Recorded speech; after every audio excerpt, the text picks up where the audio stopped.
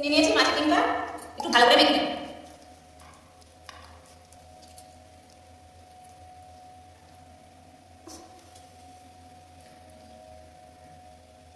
পেঁয়াজ কুচি দিয়ে দেবো, লঙ্কা কুচি, আদা রসুন বাটা,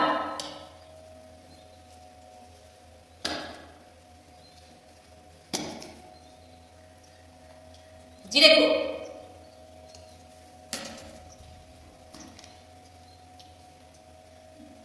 ধনে গুঁড়ো,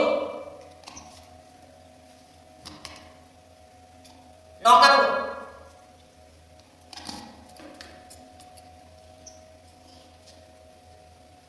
হলুদ গুঁড়ো, পরিমাণ মতো লবণ,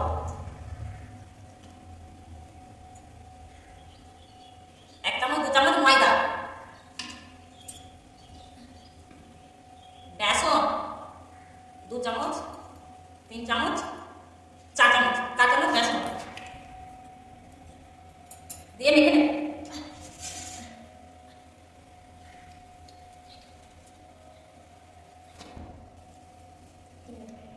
গরম মশলা দেবো, সামান্য জল দিয়ে মেখে নেব। ভালো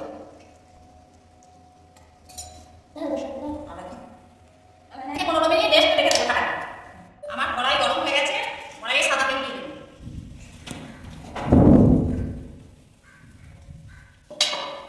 আর 15 মিনিট হয়ে গেছে, ডিমটা রেস্টে রেখেছিলাম, এরপর ভাজার জন্য দিয়ে দেবো।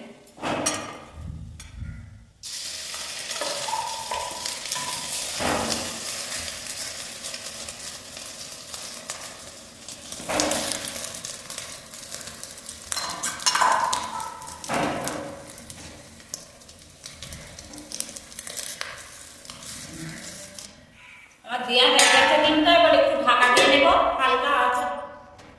আমার 5 মিনিট হয়ে গেছে, আমি একটু খুলে দেখব। এই ডিমটা হয়ে গেছে, এটা উঠে দেব, আবার ঢাকা দিয়ে দেব, খুলে রেখে দেবো।